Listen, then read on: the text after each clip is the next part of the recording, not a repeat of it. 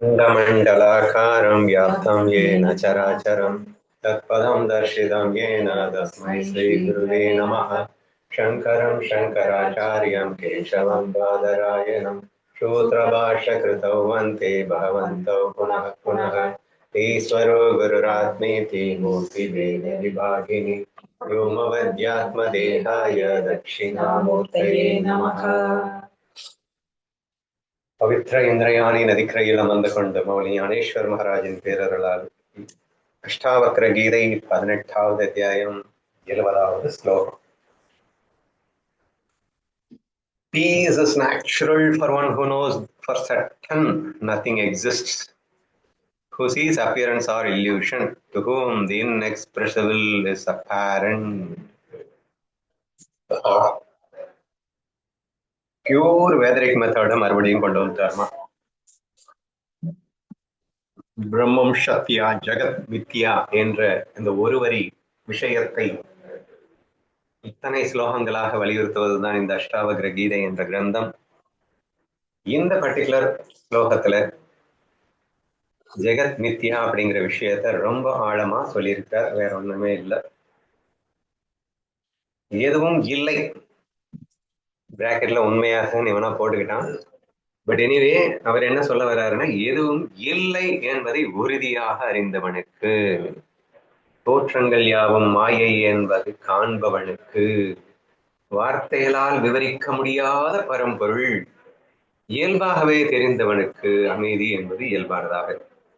அதாவது இன்எக்ஸ்பிரஷபிள் எது? ஆத்மா. உனது சொரூபம் என்பது வார்த்தைகளால் விவரிக்க முடியாதது. அப்படி என்ன கஷ்டமாப்பா அப்படின்னா, உனது இயல்பாகவே இருக்கின்ற அளவுக்கு சுலபமான விஷயமாகவே இருந்தாலும் ஆனால் அதை வார்த்தைகளால் கொண்டு வர முடியாது. ஏனெனில் வார்த்தை என்பதை வெறும் மாயை அல்லவா. எண்ணங்களுக்கு அப்பால் உள்ளவனை எண்ணங்களால் கண்டுபிடிக்கத்தான் முடியுமா? அப்படின்னா ரொம்ப கஷ்டமோ? இல்ல இல்ல, ரொம்ப ஈஸி. அதனாலதான் முடியல. என்ன சொல்றீங்க? வார்த்தைகளாலேயே வர்ணிக்க முடியாது, எண்ணங்களாலேயே கண்டுபிடிக்க முடியாதுன்னா இப்ப ரொம்ப ரொம்ப கஷ்டமானதானே இருக்கும். அதுவாகவே இருக்கின்ற உன்னை கஷ்டப்பட்டு அடைய வேண்டிய அவசியம் இல்லவே. அதுவே நான் என்று உணர்வதற்கு கஷ்டம் என்று சொல்ல முடியாது. கஷ்டமெல்லாம் எண்ணங்கள் வைத்துக் கொண்டிருப்பதுதான். எண்ணங்கள் இல்லாமல் இருப்பதில் என்ன கஷ்டம் இருக்க முடியும் அப்படிங்கிறத யோசிச்சு பார்க்கணும். வார்த்தைகளால் வர்ணிக்க நினைத்தால் கஷ்டம்தான். ஆனால் உன்னை நீ வார்த்தைகளால் வர்ணிக்க முயலாதே, உன்னை நீ அனுபவிக்க முயற்சித்தால் ரொம்ப ரொம்ப ஈஸி. ஏனென்றால் அதுவாகத்தான் நீ இருந்து கொண்டு நீ உன்னை வார்த்தைகளால் வர்ணிக்க முடியும் என்றால் கண்டிப்பா முடியாது.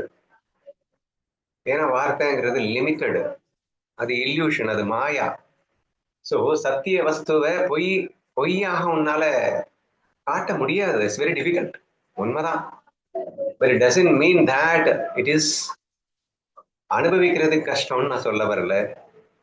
நீயா ஆகிறது கஷ்டம் இல்லை, நீயாகவே இருந்து கொண்டு ஆனால் அதை உணராமல் அல்லது உணர முயற்சிக்காமல் ஆனால் நான் வார்த்தைகளிலே என்னை கண்டுகொள்வேன் என்று நீ ஆசைப்படுவதுதான் நீங்க பிரச்சனையா இருக்கு அப்படிங்கிற மாதிரி வச்சுக்கோங்களேன். தெரியுதுல என்னதான் சொல்ல வர்றாரு அப்படின்னா, ஒரே தீர்வு. எண்ணங்களை உண்மை என்று நம்பி எண்ணங்களால் உருவான இந்த உலகத்தை உண்மை என்று நம்பிக்கொண்டிருக்கும் வரை நீ யார் என்பதை உன்னால் உணர முடியாமல் தான் போகிறது. அத்தனை சுலபமாக இயல்பாகவே அதுவாகவே இருக்கின்ற உன்னை நீ அனுபவிக்க முடியாததற்கு காரணம் உன்னால் தோற்றுவிக்கப்பட்ட எண்ணத்திலே, அந்த எண்ணத்தால் தோற்றுவிக்கப்பட்ட உலகத்திலே நீ உண்மை என்று நம்பியதோடு மட்டுமில்லாமல் அதில் ஒரு உருவத்தில் சிக்கொண்டு கிடப்பதுதான் இப்போது கஷ்டமாகிவிட்டது. இப்ப தீர்வு என்ன? தீர்வு இட்ஸ் வெரி சிம்பிள். உண்மையை உள்ளவாறு உணர வேண்டும். அப்படின்னா என்ன?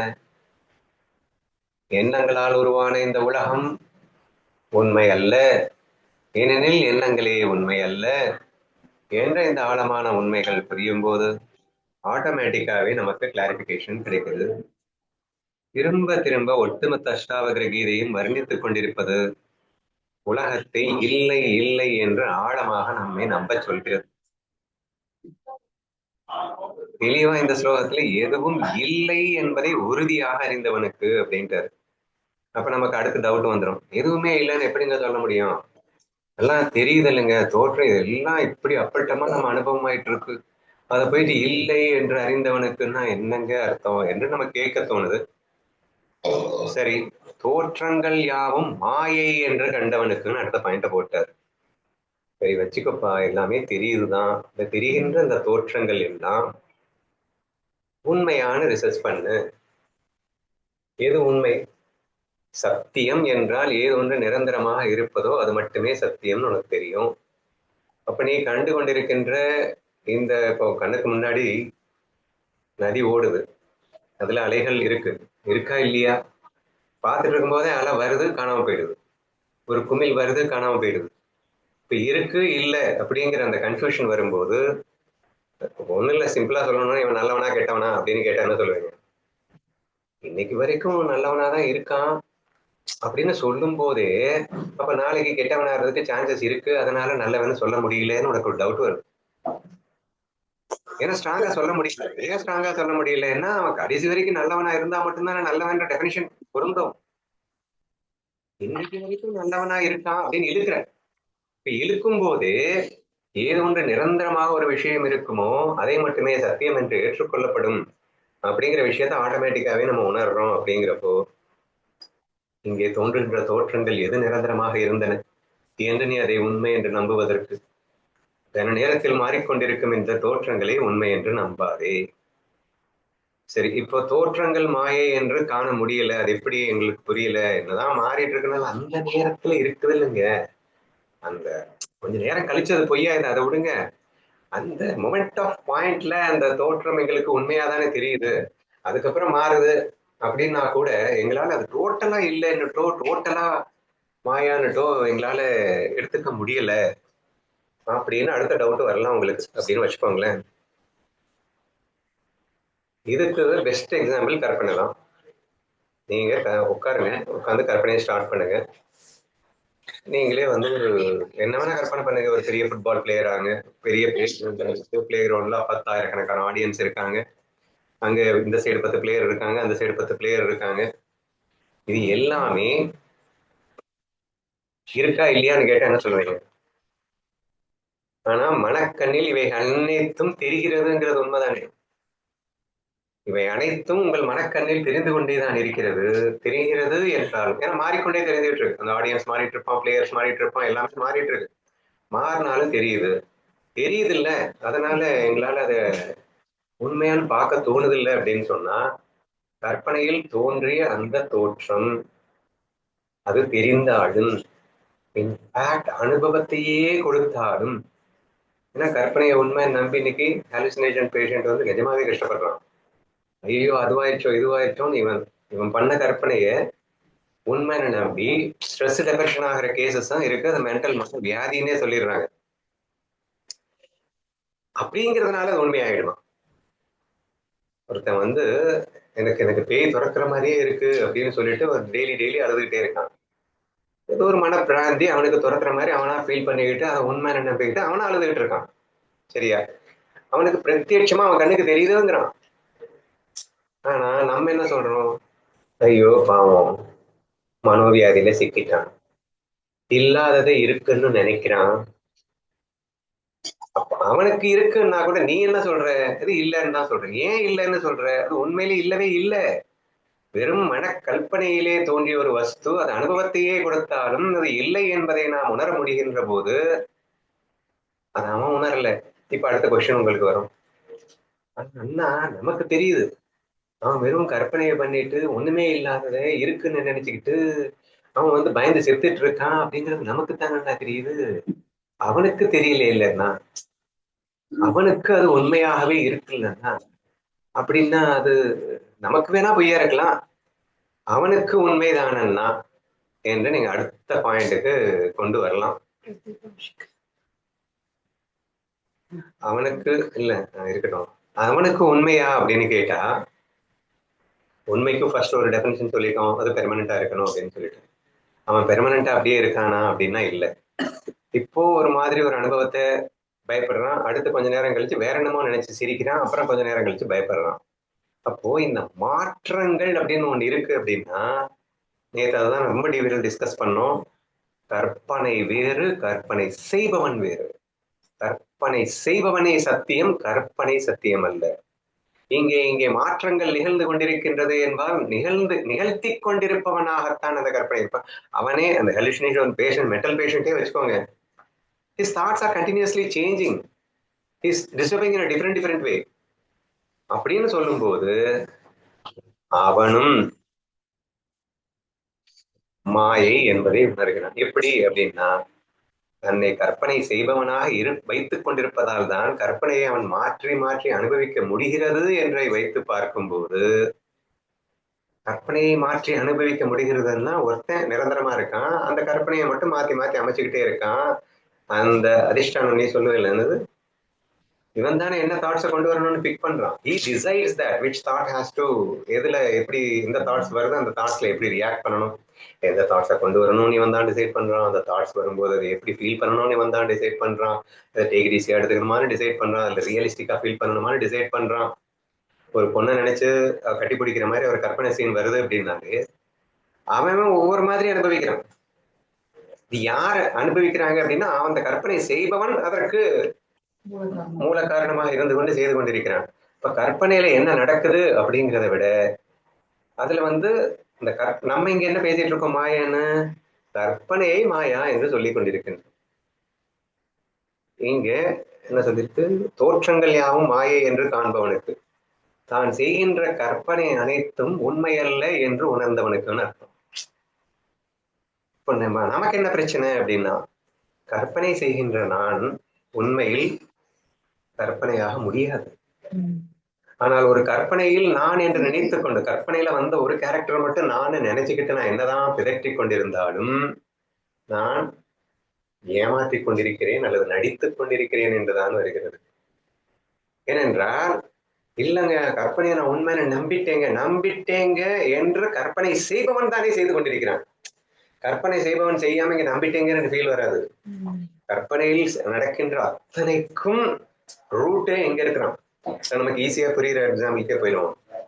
நம்ம நடிகர் எக்ஸாம்பிள் அகைன், இப்ப நடிகர் அப்படிங்கறது ஒருத்தர் இருக்கான், அந்த ஸ்கிரிப்ட் பேஸ் பண்ணி கற்பனையை பண்றான், டிஃபரெண்டா நடிச்சுக்கிட்டே இருக்கான். அதுல ஒரு ஹாலுசினேஷன் பேஷண்ட்டை போல என்னமோ ஒண்ணுமே நடக்கலைங்க, என்னமோ நடந்துச்சு, என்னமோ நடந்து எனக்கு பயமா இருக்கு, யாரோ என்ன துரத்துறாங்க அப்படின்னு சொல்லிட்டு அவன் ஒரு டாக்டர் கிட்ட போற மாதிரி ஒரு நடிப்பை வெளிப்படுத்திருக்கிறான். இப்போ அவன் உண்மையிலேயே கஷ்டப்படுறான் இல்லைங்க அப்படின்னா, கஷ்டப்படுவது போல் அங்கே நடித்து கொண்டிருப்பவன் தானே நீ. எப்படியெல்லாம் இருக்க வேண்டும், எப்படியெல்லாம் போக வேண்டும், வர வேண்டும் என்று அதிஷ்டானமாக ஒன்று இருந்து நடந்து கொண்டிருக்கும் போது, அந்த அதிஷ்டானமே இல்லை அப்படின்னா நீ இதுல சிக்கிறதுக்கு வாய்ப்பு இருக்கு. பட் சேஞ்ச் பண்றவனே நீதான் அப்படின்னு சொன்னதுக்கு அப்புறம் again, தோற்றங்கள் யாவும் மாயை என்று காண்பவனுக்கு அப்படின்னு வந்திருக்கு. இதுல நம்ம என்ன டீப்பா டிஸ்கஸ் பண்ணிட்டு இருக்கோம்னா, தோற்றங்கள் யாவும் மாயை என்றுதான் அனைவருமே கண்டு கொண்டிருக்கிறார்கள். அதனால்தான் இவன் எண்ணங்களின் அரசனாக இருந்து கொண்டிருக்கிறான், அந்த எண்ணங்களை மாற்றி அமைக்க முடிகிறது, எல்லாமே வாழ்ந்து கொண்டிருக்கின்றான். நம்ம கடைசியா எங்க முடிக்க வேண்டியது இருக்குன்னா, ரியலிஸ்டிக்கா பெர்ஃபார்ம் பண்ணணும்னு விரும்பி அழுகிற, விரும்பி கஷ்டப்படுற, அதனால நீ உண்மையான நம்பிக்கைன்னு அர்த்தம் கிடையாது. ஏன்னா அது உண்மையான நம்பினாதான் எனக்கு ரியலிஸ்டிக்கா அழுக வரும் அப்படின்னு சொல்லிட்டு நீ நடிக்கிற, அதனால அப்படி வருதுன்னு தான் நம்ம சொல்ல முடியுதே தவிர, எக்ஸ்ட்ரீம் அத்வைதத்துக்குள்ள போகும்போது அறியாமை என்பது இருக்கவே முடியாது என்றுதான் வந்து விடுகிறது அப்படின்னு புரிஞ்சுக்கணும். ஆனா நமக்கு இப்ப நம்ம அறியாமையில இருக்கிற மாதிரி ஃபீல் பண்ணிட்டு இந்த கிரந்தத்தை படிக்கிறோம் அப்படிங்கிறதுக்காக அவர் திரும்ப வலியுறுத்துற கீதையும் சொல்லியிருக்கிற விஷயம், நீ உலகம் என்பது இல்லவே இல்லை, எண்ணங்கள் என்பது இல்லவே இல்லை, அது மாயை. இது ஒண்ணு உணர்ந்தா மட்டும்தான் நான் பிரம்மம் அப்படிங்கிறத நம்ம ஃபீல் பண்ண முடியும். ஏன்னா பிரம்மங்கிறது இயல்பு, அது அதுவாகவே இருக்கிறது. அதை நம்ம தேடி கண்டுபிடிச்சோம்னா எங்கேயாவது போய் போக முடியாது. இப்ப பிரம்மம் சத்தியம் ஜெகத் மித்தியா தான் ஒட்டுமொத்த அஷ்டாவகர கீதைன்னு சொன்னேன். பட் பிரம்மம் சத்தியத்துக்கு ஏன் அதிகமா இம்பார்ட்டன்ஸ் கொடுக்கல, ஜெகத் மித்தியாவுக்கு ஏன் அதிகமா இம்பார்ட்டன்ஸ் கொடுக்குறாரு அப்படின்னா, ஜெகத் மித்தியான ஃபீல் பண்ணும்போது பிரம்மம் சத்தியம் ஆட்டோமேட்டிக் ப்ராசஸ். அது அதுவாகத்தான் இருக்கிறது. இப்ப பிரச்சனை ஜெகத் மித்யாவை நீ ஜெகத் உண்மையான நம்பிட்டு இருக்க, அதனால நீ கஷ்டப்பட்டுட்டு இருக்க அப்படிங்கிற ஒரு ஃபீலிங்கை உனக்கு உணர்த்தணும் அப்படிங்கிறது தான் கிரந்தத்தினுடைய நோக்கம் என்பதால மீண்டும் மீண்டும் அந்த ஸ்லோகங்கள் வருவதாக எனக்கு தோன்றுகிறது. படிக்கிறேன், புரியுதான்னு பாருங்க. எதுவும் இல்லை என்பதை உறுதியாக அறிந்தவனுக்கு, தோற்றங்கள் யாவும் மாயை என்று கண்டவனுக்கு, வார்த்தைகளால் விவரிக்க முடியாத பரம்பொருள் இயல்பாக தெரிந்தவனுக்கு. சோ எக்ஸ்ட்ரா என்ன சொல்லிட்டாரு, இந்த பிரம்மம் சத்தியம் அப்படிங்கிறது ரொம்ப பயங்கரமான கஷ்டம், அதை வார்த்தைகளாலாம் சொல்ல முடியாது, அப்படி இப்படின்னு இருந்தா கூட அவனிடத்தில் அமைதி இயல்பாகவே இருக்கும். யாரிடத்துல?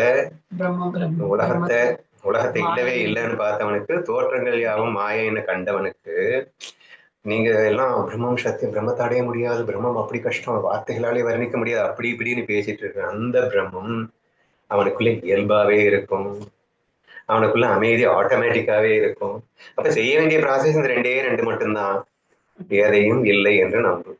இப்போ ஒரு நாள் 1 கிளாஸ்ல நம்ம என்ன ஸ்ட்ராங்கா பார்த்தோம், எழுகின்ற எல்லா உணர்வுகளையுமே மாயை என்று கண்டுவிடும். உனக்குள்ள வருகின்ற எல்லா எண்ணங்கள்ல இருந்தா வருது, அப்ப மாயா. எதிராளி அழுகிறான் சிரிக்கிறான், அவனும் என்னதுல இருந்தா கொண்டு வரான், அதுவும் மாயான்னு பாரு. இன் டோட்டல் எதை பார்த்தாலும் எங்க பார்த்தாலும் எதை பார்த்தாலும் மாயா மாயாங்கிறத நம்ம பார்க்க பார்க்க பார்க்க பார்க்க ஆட்டோமேட்டிக்கா நம்ம யாருன்றதை நம்ம ரியலைஸ் பண்ணலாம் அப்படிங்கிற பிராக்டிஸ் தான் எனக்கு தோணுது. மறுபடியும்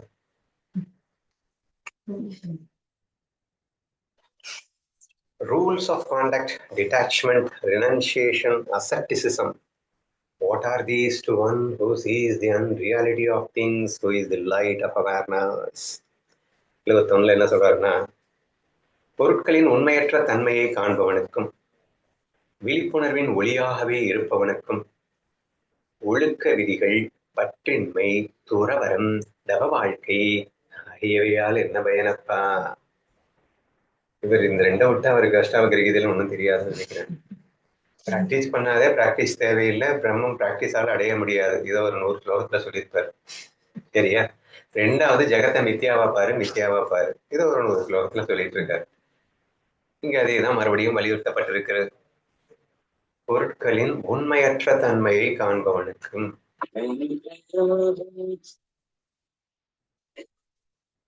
விழிப்புணர்வின் ஒளியாகவே இருப்பவனுக்கும். அது உங்களுக்கு தெரியுங்க, பொருட்களின் உண்மையற்ற தன்மையை காண்பவனுக்கு நான் சொல்லி தெரிய வேண்டியதில்லை. கனவு எக்ஸாம்பிள், கற்பனை எக்ஸாம்பிள், தெரியறதெல்லாம் உண்மை இல்லை, அது சத்தியம் இல்லை, மாறிட்டு இருக்கு. ஸோ இதை மறுபடியும் நான் சொல்ல விரும்பல. ஸோ நீங்க பாக்குற எந்த பொருளுமே உண்மை இல்லை, ஏன்னா அது சேஞ்ச் ஆகிட்டு இருக்கு, அது உங்க எண்ணங்கள்ல இருந்து தோற்றம் அளிக்குது. அந்த உலகத்துல உலகமே இல்லை, அதனால எதுவுமே இல்லை. ஸோ தேர்ஃபோர் பொருட்களின் உண்மையற்ற தன்மை அப்படிங்கிறது வெரி ஈஸி டு அண்டர்ஸ்டாண்ட், அதை நான் எலாபரேட் பண்ண விரும்பல. விழிப்புணர்வின் ஒளியாகவே இருப்பவனுக்குன்னா என்ன பார்ப்போம்? இப்ப நான் பிரம்மம் சத்தியத்துக்கு வந்திருக்க. விழிப்புணர்வின் ஒளியாகவே இருப்பவனுக்கு அப்படின்னா என்ன சொல்லுவாங்க? விழிப்புணர்வுனா இந்த இடத்துல ஆன்ம உணர்வுன்னு புரிஞ்சுக்கணும். சுயம் பிரகாசத்தின் பிரகாசமாகவே இருப்பவனுக்கு அப்படிங்கிற மாதிரி இருக்கணும். இது சூரியனும் சூரிய கதிர்களும் எப்படி வேற வேற இல்லையோ, சூரியன் எதால் ஆனவன் அப்படின்னா இந்த வெளிச்சத்தால் ஆனவன். அந்த வெளிச்சம் எப்படி அந்த கதிர்கள் பிராக்டிகலா சொல்லு, மறுபடியும் எக்ஸாம்பிள் உள்ள போகாத. பிராக்டிகலா ஆன்ம உணர்வின் ஒளியாகவே இருப்பவன் யார் தெரியுமா? தன்னை புரோகிராமர் என்று உணர்ந்தவன், தன்னை திங்கர் என்று உணர்ந்தவன், தன்னை எண்ணங்களின் அரசன் என்று உணர்ந்தவன், அனைத்திற்கும் அதிஷ்டானம் என்று உணர்ந்தவன், இந்த ஒட்டுமொத்த பிரம்மத்திற்கு உலகத்திற்கே அதிஷ்டானம் நான் என்று உணர்ந்தவன் யாருன்னா ஆன்ம உணர்வுல இருக்கான அர்த்தம்.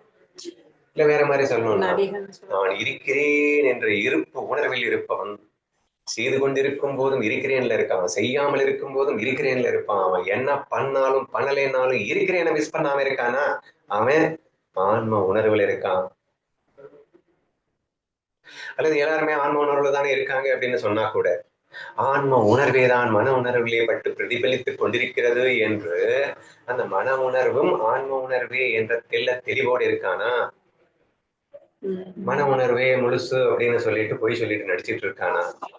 என்ற விஷயத்தை ஆராய்ந்தால் இந்த இடத்துல விழிப்புணர்வின் ஒளியாகவே இருப்பது என்னன்னு புரியுதா? ஒன்னஸ் ஃபீல விட்டுடாமலே இருக்கிறது ஒண்ணுதான். விழிப்புணர்வின் ஒளியாகவே இருப்பதுன்னா புரியுதுன்னா என்ன புரிஞ்சது? நான் இருக்கிறேன் அப்படிங்கிற அந்த உணர்வோடு நான் என்னுடைய எண்ணங்களாக இருந்தாலும் நான் செய்யக்கூடிய ஒவ்வொரு செயல்களும் நான் அந்த ஆனந்த உணர்வின் வெளிப்பாடே அப்படின்னு சொல்லி முழுமையா அண்டர்ஸ்டாண்ட் பண்ணிட்டு நம்ம பண்றது. அண்டர்ஸ்டாண்ட் பண்ணிக்கிட்டு அப்படின்னு சொல்ல முடியாது. அது ஆட்டோமேட்டிக்கா அந்த பீஸ் அண்ட் அண்டர்ஸ்டாண்டிங் அப்படிங்கிறது இருந்துகிட்டே தான் இருக்கும். என்னுடைய நான் பிரம்மம், நான் விழிப்புணர்வின் பிரகாசம், என்னுடைய அனுபவங்களை நான் அனுபவித்துக் கொண்டிருக்கிறேன். எண்ணங்கள் என்னுடைய பிரதிபலிப்பு, அது உண்மை கிடையாது, நான் தான் உண்மை.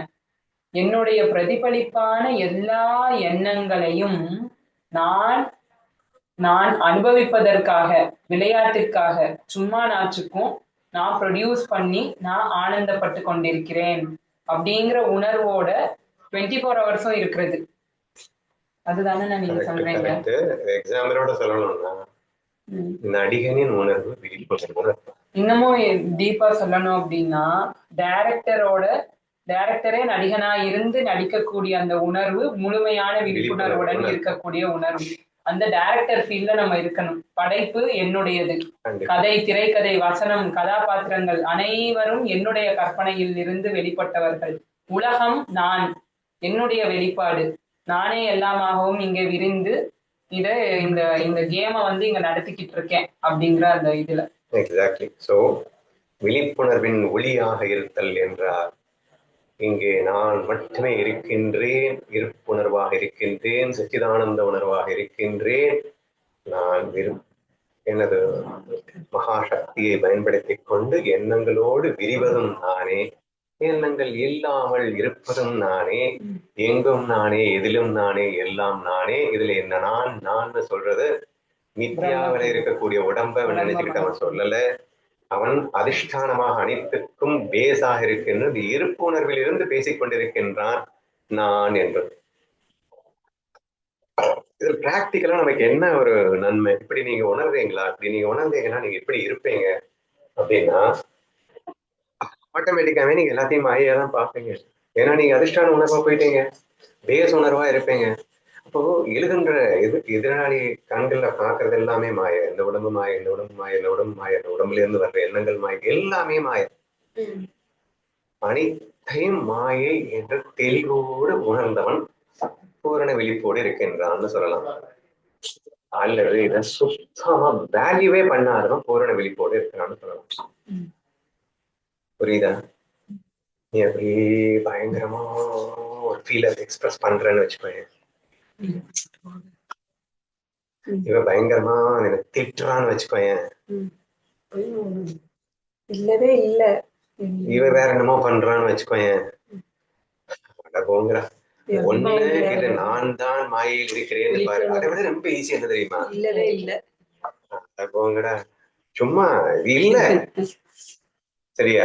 நடிக்கிறான்னு நினைக்கும் போதே அது வேல்யூ இல்ல. இல்ல உண்மையா பார்க்கும் போதுதான் ஒருத்தர் உருகி உருகி வர்றா அப்படின்னா மக்கா இப்படி உருகுறாளே அப்படின்னு தோணுது.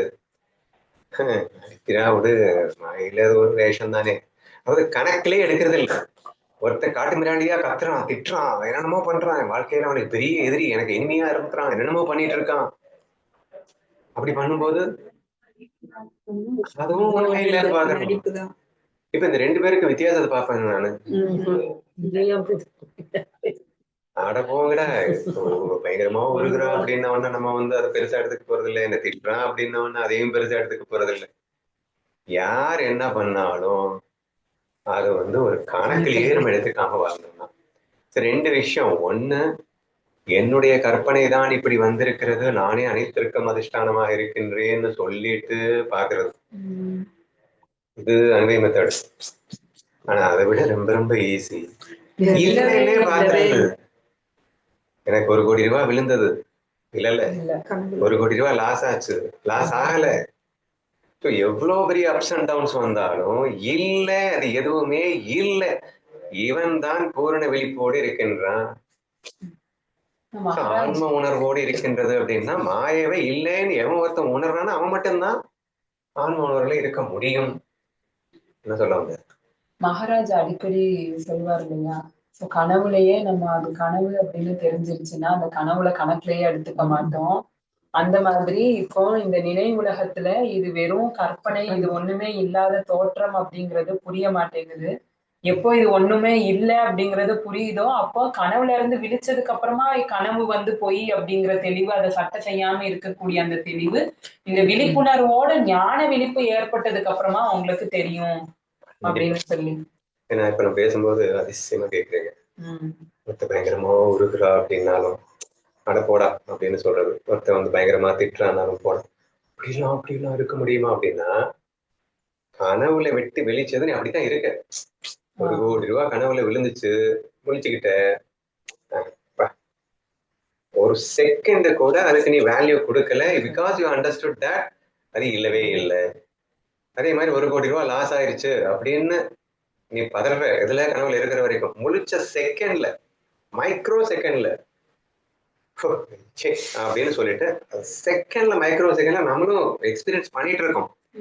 எப்போ கனவை மட்டும் நாம் மாயை என்று புரிந்து கொள்வதால் கனவில் நடந்த விஷயங்களை மதிக்கிறதே இல்லை அப்படிங்கிறது நம்ம வாழ்க்கையில அனுபவிச்சுட்டு இருந்தா கூட ஞானி வந்து நினைவை அப்படி பாக்குறான். அவ்வளவுதான் இப்ப டிஃபரன்ஸ். இப்ப கனவுல இருந்து நம்ம விழிச்சதும் எப்படி இருப்போமோ அதே மாதிரி அவன் இந்த உலகத்தில் எப்போதும் விழித்துக் கொண்டிருக்கிறான். அதற்கு பெயரே விழிப்புணர்வு. என்ன விழித்துக் கொண்டிருக்கின்றான்? எதுவுமே இல்லை என்றதுதான் இங்கே விழிப்பாக பார்க்கணும். உண்மையில் இல்லை என்று அவன் விழிப்போடு இருப்பதால் அவன் ஆன்ம உணர்வில் இருக்கின்றான். அதை விழிப்புணர்வு என்று நாம் புரிந்து கொள்ள வேண்டும். சரியா? விழிப்புணர்வின் ஒளியாகவே இருப்பவனுக்கு இப்படி இருந்துட்டா அதுக்கப்புறம் மறுபடியும் வழக்கம் போல அவர் சொல்ற அந்த பாணிக்கு போயிட்டாரு. ஒழுக்க விதிகளாவது, பற்றின்மையாவது, துறவரமாவது, தவ வாழ்க்கையாவது, அடப்போங்கிற ஒரு மண்ணாங்கட்டியும் உங்களுக்கு வேணும். கனவுல வந்து காட்டின உடனே ஏங்கிட போறது கிடையாது. அது கனவுன்னு தெரிஞ்சு போச்சு. இல்ல, fraction of secondல you have relieved. ஆமா. இப்போ கனவுல இருந்து வந்து வெளியே வந்து இப்போ வந்து பயங்கர கனவு வந்துருச்சு.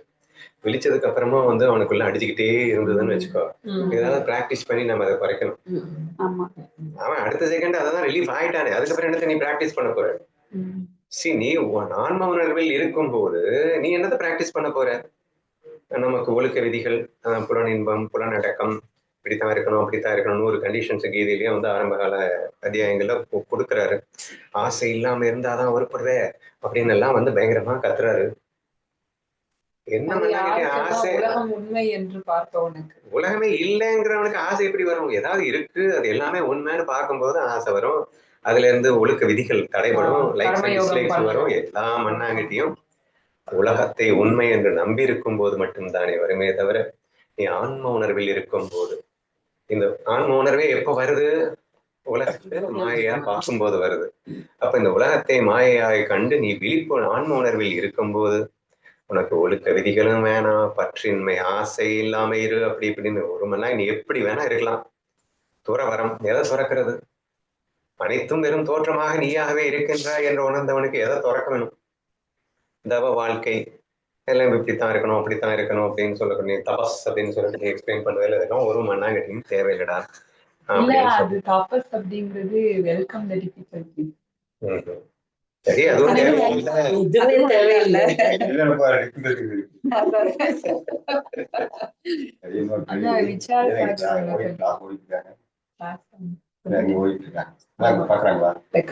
ரெக்கார்ட் ஆயிட்டு. சரி, 71க்கு உன்னுடைய பாணியில சொல்றேன்.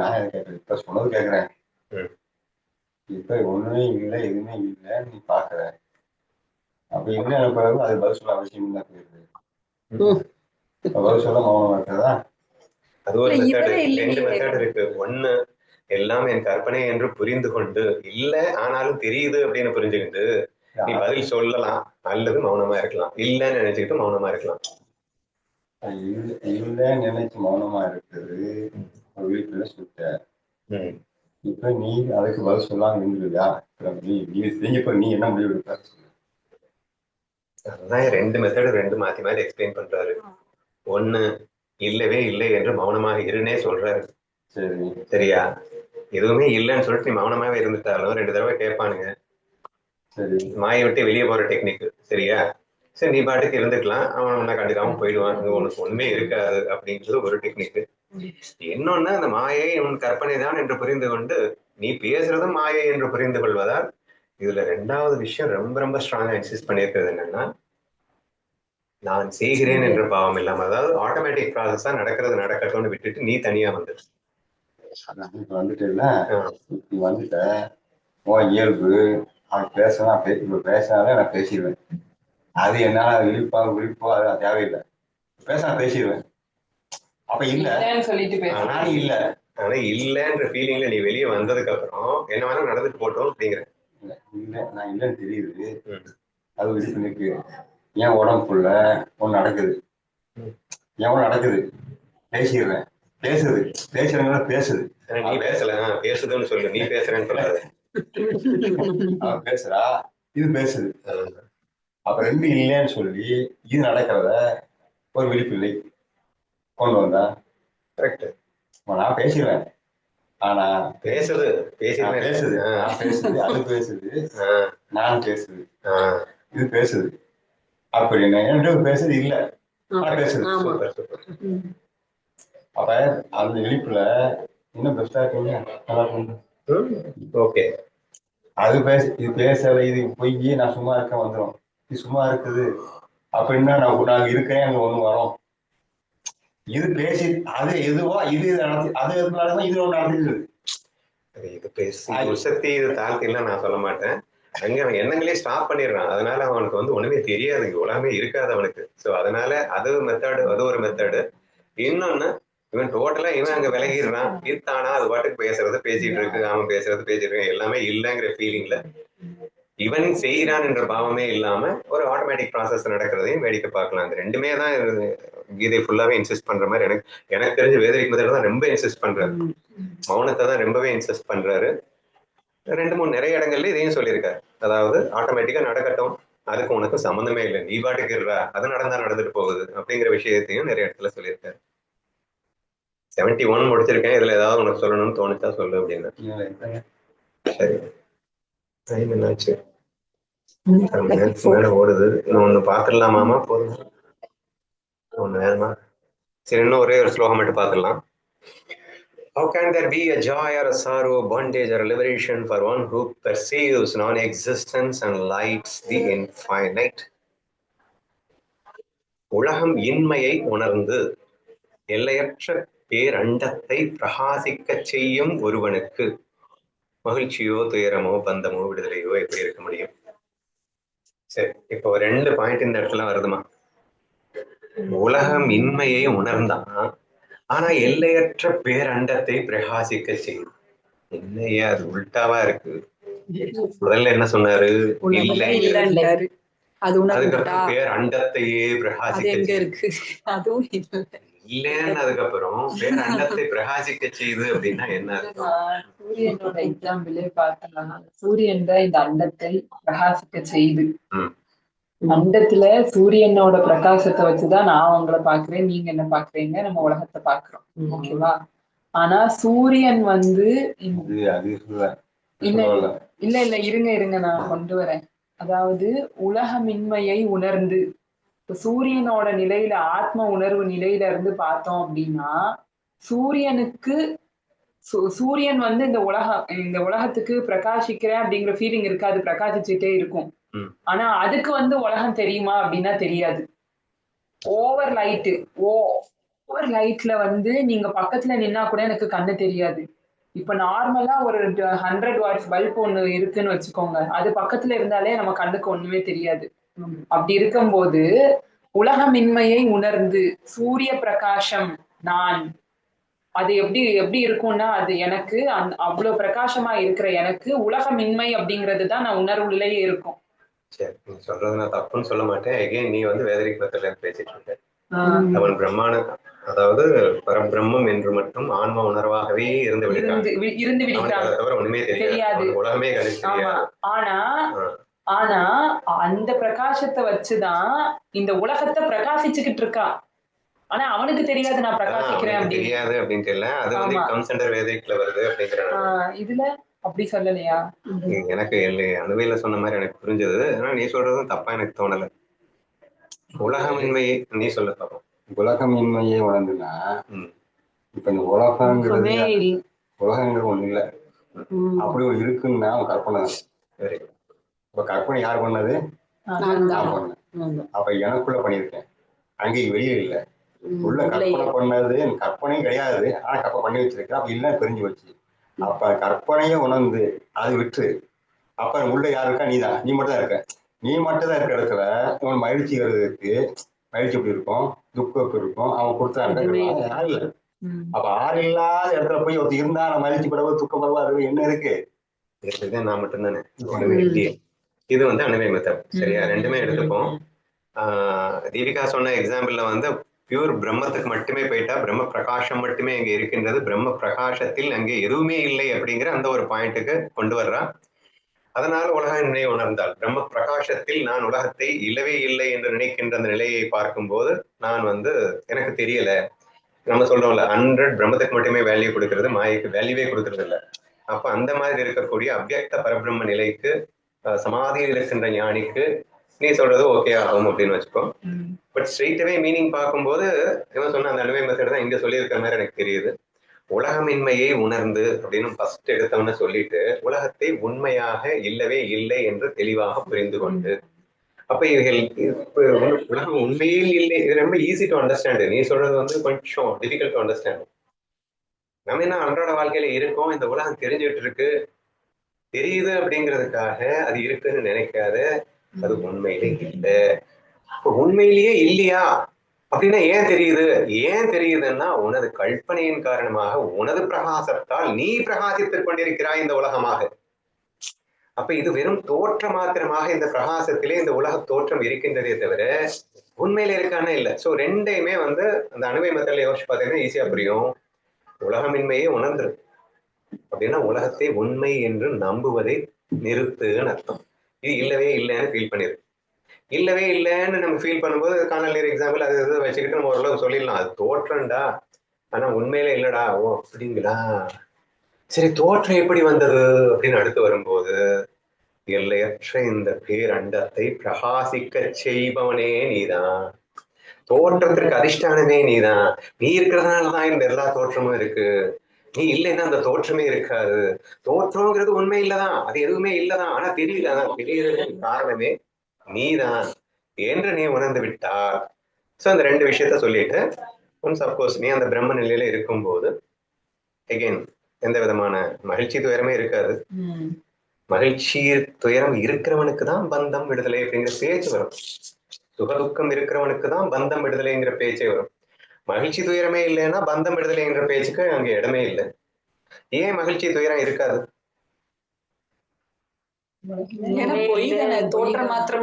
சுத்தமா இல்லைன்னு சொல்லும்போது அங்க பேச்சுக்கே இடம் இல்லை. வெரி ஈஸி டு அண்டர்ஸ்டாண்ட் நீ சொன்னதுல. ஏன்னா எதுவுமே இல்லை அப்படிங்கிறப்ப மகிழ்ச்சி துயரம் பந்தம் விடுதலைங்கிற பேச்சுக்கு இடம் இல்லை. ரெண்டாவதுல டவுட் வரும்போது கூட அது உண்மை இல்லாத வெறும் தோற்றமாக இருக்கும்போது, அதுவும் நானே அனைத்துமாக அந்த தோற்றத்தில் இருக்கும்போது, ஒருவனே அனைத்துமாக இருக்கும்போது, சாதாரண இந்த கதை மோதல் இருக்கு, நான் எடுத்து இந்த கதை போட்டேன், இதை போட்டேன், இது எனக்கு பிடிங்கிருச்சு, ஐயோ துக்கம், இது போட்டு சந்தோஷம் இங்க எனக்கு இல்லை. எதுவும் எங்கேயும் போகல, எதுவும் எங்கேயும் வரல, ஏன்னா எல்லாமே நான் தானே. எங்க இழக்கிறதுக்கு எதுவுமே இல்லை, சேர்க்கறதுக்கு எதுவுமே இல்லை, ஏன்னா அனைத்துமாக நானே தானே இருக்கின்றேன். அப்படி இருக்கும்போது அங்கேயும் மகிழ்ச்சிக்கு துயரத்துக்கும் இடம் இல்லை, பந்தத்துக்கும் விடுதலைக்கும் பேச்சுக்கே இடம் இல்லை என்று இந்த ஸ்லோகம் சொல்லியதாக புரிந்து கொள்வோம். முதல் சொல்ல 4வது இருக்கும், முதல் இது ஸ்டார்டிங்ல 4வது இருக்கும். ஃபர்ஸ்ட் அத்தியாயத்துக்கு போக சொல்லுங்க. 4வது ஸ்டாப் பண்ணிட்டு ரெக்கார்ட் பாஸ் பண்ணிட்டு.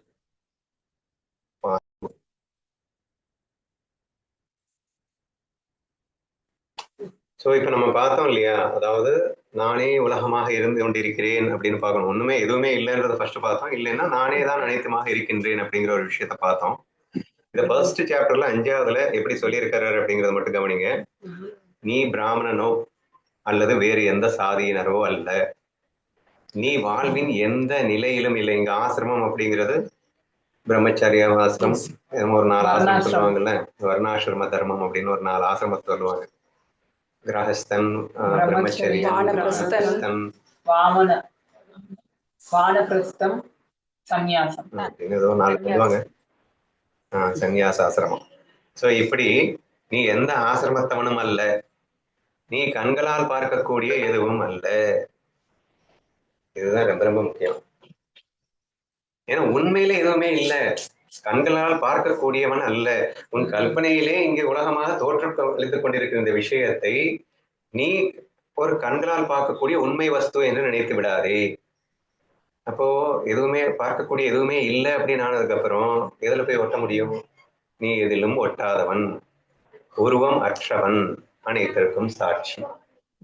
இங்க இந்த சாட்சி அப்படிங்கிறது கல்பனை செய்பவன். நம்ம திங்க் பண்ணதை பார்த்தோம் அப்படின்னா ப்ரோக்ராமரா இருக்கான், ப்ரோக்ராம் இல்லைன்னு தெளிவா இருக்கான். He is a thinker, he is not a thoughter.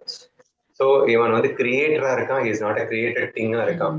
So அதிஷ்டானமாக இருக்கான், அந்த அதிஷ்டானத்திலிருந்து வெளிப்பட்ட மாயை நான் அல்லன்னு தெளிவா இருக்கான். சரியா? சோ எது சத்தியம், எது மித்தியா, அந்த மித்தியை என்னுடைய அதிஷ்டானத்தால் தான் தோன்றிக் கொண்டிருக்கிறது அப்படிங்கிறதுலயும் தெளிவா இருக்கான்.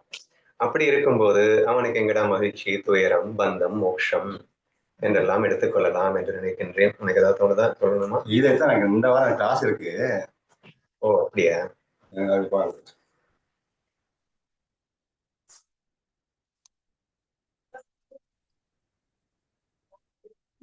Stop this.